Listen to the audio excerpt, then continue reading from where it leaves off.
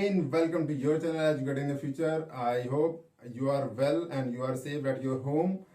As you know that आपका exam cancel हो गया था और हमने इस पर पहले भी बात की थी और आपको ये इन्फॉर्मेशन प्रोवाइड कराई थी कि कुछ बच्चे इसको लेकर बहुत ही खुश थे और कुछ लोग नाराज़ भी थे।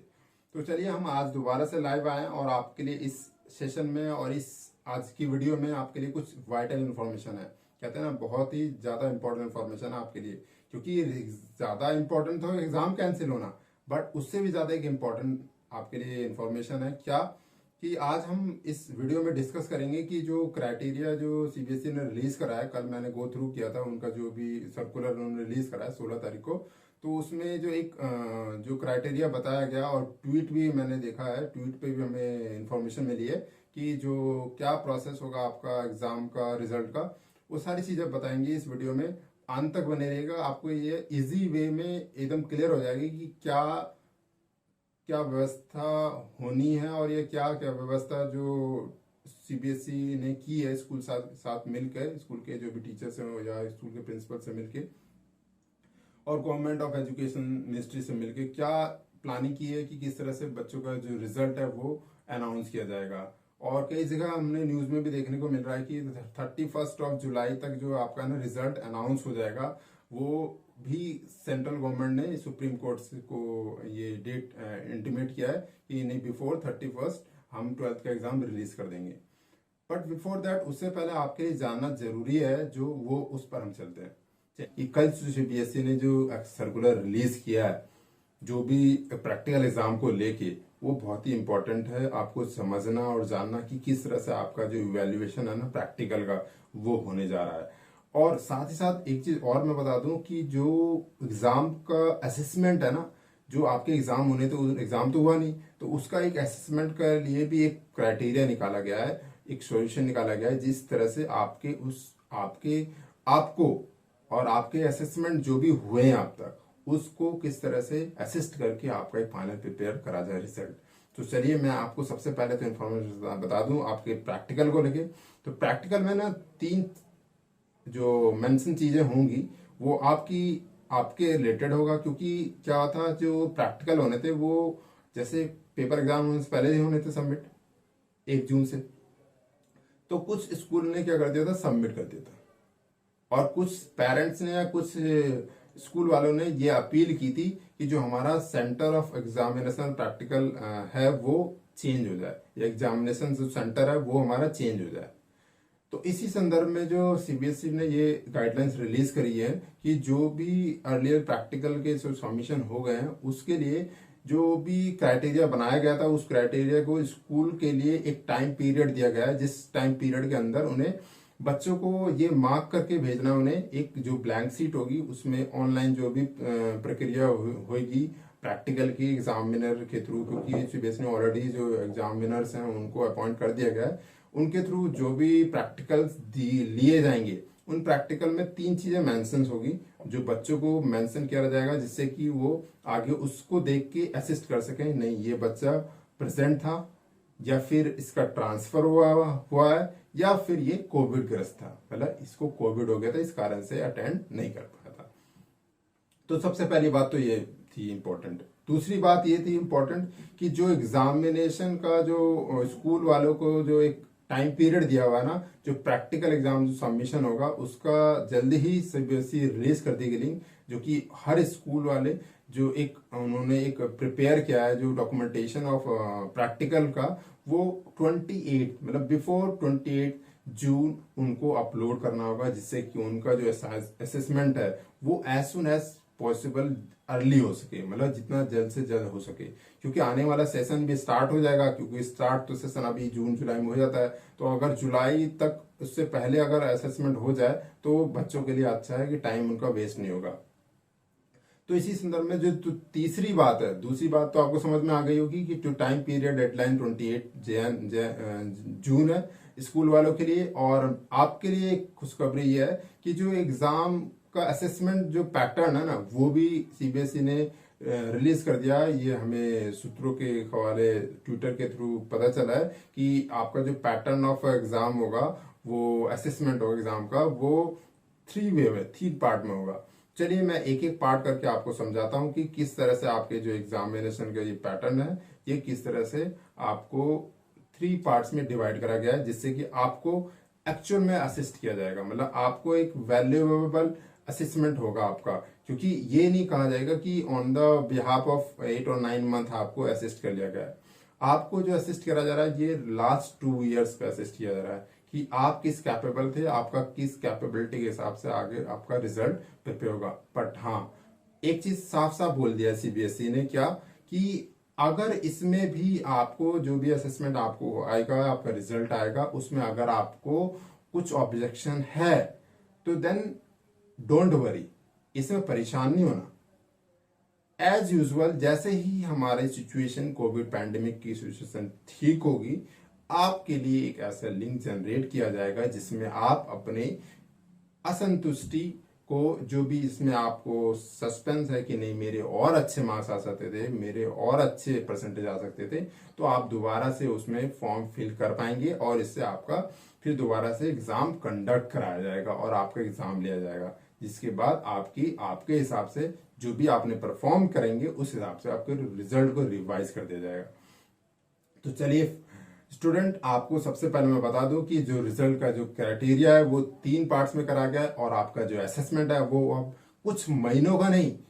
2 इयर्स का हो रहा है। इसका मतलब 2 साल के पिछले आपका ट्रैक रिकॉर्ड देखा जा रहा है। इसका मतलब ये आपके लिए, कुछ स्टूडेंट तो कहेंगे कि नहीं ये सही नहीं है, but I think overall evaluation इसे ही कहते हैं कि आपका जो कंटिन्यूअसली परफॉर्मेंस कैसा है, आपकी ग्रोथ कैसी है, आपने अपने आप को कितना अपग्रेड किया हुआ है, तो ये चलिए जानते हैं। और ये आपको शायद इजी वे में समझ में आएगा कि हमारा रिजल्ट क्या होने वाला है, क्योंकि सबको पता है कि वो उसके पास्ट 2 इयर्स कैसे थे। So let's begin. चलिए मैं आपको बता दूं जो आपका पैटर्न है जो किस तरह से रहने वाला है, वो आप में उसमें 2 साल किस तरह से आपको असेस किया जा रहा है 2 साल में। जैसे सबसे पहले मैं अगर बात करूं कि आपको अगर 10th क्लास है, आपने 10th के एग्जाम दे दिए, 10th क्लियर हो गया। अब 10th के एग्जाम के देने के बाद अगर मैं बताऊं कि 10th के आपने एग्जाम तो दे दिए, एग्जाम देने के बाद अगर आपके उसमें जो भी परसेंटेज रहा होगा, जो भी आपकी परफॉर्मेंस रही होगी स्कूल में, वो आपके उसका ये रिजल्ट आपका उसका 30%। इसका मतलब आपका जो असेसमेंट था उसका इवेल्युएशन के हिसाब से आपको जो 12th के मार्क्स बनेंगे वो 30% 10 से कंक्लूड किया जाएगा, मतलब 10th के बेसिस पे निकाला जाएगा। आफ्टर दैट, और इसमें कई बार सिचुएशन होगी आपकी कि सर हमारा जो एग्जाम के सब्जेक्ट थे वो तो डिफरेंट है 10th क्लास से, तो ये जो 10th का जो रिजल्ट देखा रहे ओवरऑल देखा जाएगा यहाँ पर, या आपके पर सब्जेक्ट नहीं देखा जाएगा। दूसरी बात, अब बात करते हैं 30%। अब ये 30% कहां से आएगा? 30% जो आया वो आपका नेक्स्ट ईयर, जैसे आपने 11th में एडमिशन लिया और 11th का आपका जो क्लासेस स्टार्ट हुई और असेसमेंट हुआ, सारी चीजें, आप कहेंगे सर ये तो पूरा ड्यूरिंग द पैंडेमिक चला गया, हमारा लास्ट ईयर भी 11th में, पर उस दौरान भी आपने पूरे 12 मंथ्स में ऑनलाइन स्टडी की, ऑनलाइन एग्जाम्स दिए, ऑनलाइन आपका असेसमेंट हुआ, तो ऑल ओवर ऑल सबको देख के जो भी आपका रिजल्ट आया, जो भी आपका रिजल्ट आया था उस रिजल्ट का भी 30%। I hope understood. First point is clear, second point is clear. Now 30% is clear, 30% is clear. Now the fourth one, that is very important, because हर बच्चा जो अगर 10th या 11th में सीरियस नहीं होता है वो भी सीरियस हो जाता है 40%, मतलब 12th क्लास में। तो ये जो 12th क्लास आपका थर्ड क्राइटेरिया जो है वो है 12th क्लास। और 12th क्लास में आपने क्या किया है, जो आपका असेसमेंट हुआ, क्योंकि रिजल्ट तो आया नहीं, आपका इस रिजल्ट को फाइंड आउट करने के लिए ही ये प्रोसेस है। इस प्रोसेस में जो आपका होल ईयर, इसका मतलब यहां पर जो प्री बोर्ड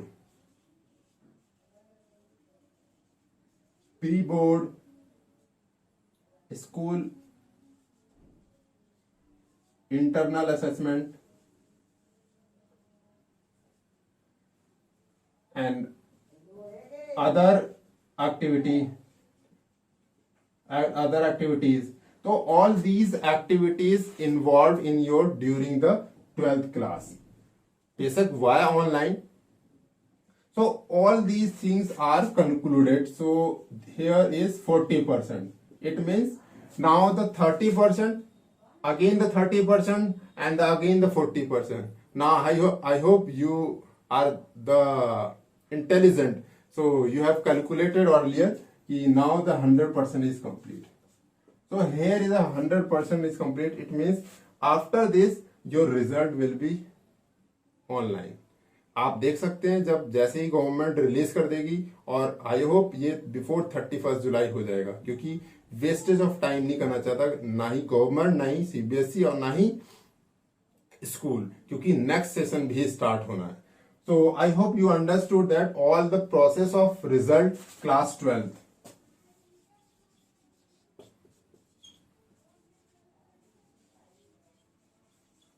तो ये क्लास 12th का रिजल्ट का प्रोसेस पूरा आपको समझ में आ गया हो, क्लियर हो गया होगा आपको. चलिए मैं इसमें दो चीजें और ऐड करता हूं जो कि आने वाले टाइम पे बच्चों के लिए बहुत ही इंपॉर्टेंट होने वाला है, क्योंकि जो 28 ऑफ जून है, इससे पहले सारे जो भी प्रैक्टिकल एग्जाम है वो उसको स्कूल वाले अपलोड करने वाले हैं सीबीएसई के पास. इसका मतलब उसका जो असेसमेंट भी होगा, एग्जाम का जो प्रैक्टिकल है उसको भी कंक्लूड किया जाएगा इसमें. तो आई होप आपको मालूम ही है, आपका शायद प्रैक्टिकल 20 नंबर्स के होते हैं, 20 के, और कुछ 30 के नंबर के होते हैं, जैसे कि आपका फिजिकल हो गया. तो उसमें आपके क्या है, कुछ सारे जो प्रैक्टिकल के मार्क्स हैं वो जोड़ने के बाद अब ये देखा जा रहा है कि परसेंटेज ऑफ पास परसेंटेज क्या होगा बच्चों का इस बार, क्योंकि हर बार ये देखा जाता है कि कैलकुलेट किया जाता है परसेंटेज ऑफ पास, कितने बच्चे परसेंट पास हुए, कितने बच्चे परसेंट फेल हुए. तो इस बार तो एग्जाम ही नहीं लिया जा रहा, तो इसका जो परसेंटेज ऑफ पास और फेल का है वो क्या रहेगा. मैंने यहां पर परसेंटेज ऑफ पास की इसलिए लिखा, फेल क्यों नहीं लिखा, क्योंकि जो होप जो पूरी है ना प्रक्रिया, ये जो पूरी इंपॉर्टेंट है. तो यही कारण है कि यहाँ पर जो परसेंटेज ऑफ पास है ना, इसलिए मैंने लिखा, फेल नहीं लिखा है, क्योंकि जो ये इस बार का जो रिजल्ट है ना वो 100% तो नहीं कहूंगा, पर 90% तो वो प्लस परसेंटेज ही आना है. क्यों, इसका भी मैं आपको एक ट्रिक बताता हूं कि क्यों.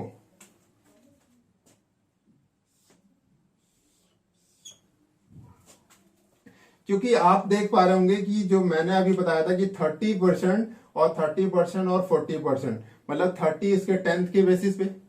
जो 90s है, जो टॉपर्स हैं 30% उनके लिए तो बहुत इजी है. जो 11th क्लास में जिन्होंने पढ़ाई नहीं की है या जिसने की है तो भी वो evaluation on the basis of school के बेसिस पे होगा, तो वो उनके फेवर में चला जाएगा बच्चे के. अब बात होती है 40% की. तो 40% मतलब अगर हम यहां से कैलकुलेट 10% और यहां से 10% और 10% रिपोर्ट कार्ड, इट मीन्स 40%. मतलब इसका मतलब कि जो बच्चा है वो 99% जो उसकी संभावना है वो पास होने की है. तो लेट्स सी, ये हम और आप तो डिसाइड कर नहीं सकते, बट जो एक प्रोसेस होने वाला है और जो क्राइटेरिया रिजल्ट का होने वाला है वो मैंने आपके सामने यहाँ पर दिखाने की कोशिश की है. आई होप आपको ये समझ में आया हो और आपको ये अच्छा भी लगा हो कि ये एक प्रोसेस जो है ना एग्जाम रिजल्ट का, ये एक बेटर पैटर्न पे बनाया गया है कि कोई अनजस्टिफाई नहीं कर सकता कि मेरे को जो मेरी एबिलिटी थी उससे कम मार्क्स मिले. और सबसे प्लस पॉइंट इसमें ये होना था और हुआ भी है कि सीबीएसई और बहुत सारी कई बार पैनल्स की मीटिंग हुई और इस चीज को आकलन करा गया कि बच्चे का लॉस नहीं होना चाहिए. तो एट द एंड आपके लॉस की बात नहीं है, आपके प्रॉफिट के लिए ही ये एक क्राइटेरिया बनाया गया है जिसके थ्रू आपका रिजल्ट अनाउंस किया जाएगा और आपको आपके आगे बढ़ने के लिए जो गवर्नमेंट है और जो सीबीएसई है वो भी आपके लिए खड़ी है और आपके लिए ही तात्पर्य करती है और हमेशा ये कोशिश करती है कि हर बच्चा पास हो और आगे बढ़े अपनी लाइफ में. तो आई होप आपको ये पूरा प्रोसेस समझ में आ गया हो, और अगर ये समझ में आ गया तो प्लीज, अगर ये आप इस वीडियो में बने हुए हैं, इस वीडियो को देख रहे हैं, तो प्लीज आप इस वीडियो को अपने और फ्रेंड सर्कल तक पहुंचाइए और अपने फ्रेंड सर्कल तक शेयर करिए, जिससे कि उनके अंदर जो भी अटकलें थी कि किस तरह से रिजल्ट होगा, किस तरह रिजल्ट आएगा हमारा, कितने परसेंट आएंगे, कितने परसेंट नहीं आएंगे, या फिर मैंने बहुत मेहनत की थी 12th के जितने भी एग्जाम थे, बहुत दिन रात पढ़ा था, मैं रात रात पढ़ा था, तो क्या उस बेसिस पे रिजल्ट आ रहा है, या फिर मैंने 11th क्लास में बहुत पढ़ाई की थी, या फिर मैंने 11th क्लास पढ़ी ही नहीं और 12th में पढ़ाई नहीं और मेरा रिजल्ट तो कैसा आएगा पता नहीं, कितने नंबर आएंगे, पास होऊंगा नहीं होऊंगा। बट वो सारी अटकलें साफ है, सारी अटकलें कैंसिल कर दी गई हैं, क्योंकि जो असेसमेंट है आपका ओवरऑल असेसमेंट है, और ओवरऑल असेसमेंट हमेशा ही पॉजिटिव ही होता है, क्योंकि आप किसी भी कार्य को ओवरऑल करेंगे तो आपका रिजल्ट एट द एंड आपके बेनिफिट के लिए ही होगा। तो इसलिए जो रिजल्ट है ना ओवरऑल आपके प्रॉफिट के लिए होगा, और आपको यह बहुत ही बेनिफिशियल होगा, और I hope you will be happy at the time of cancellation of exam and same at the time of result announcement.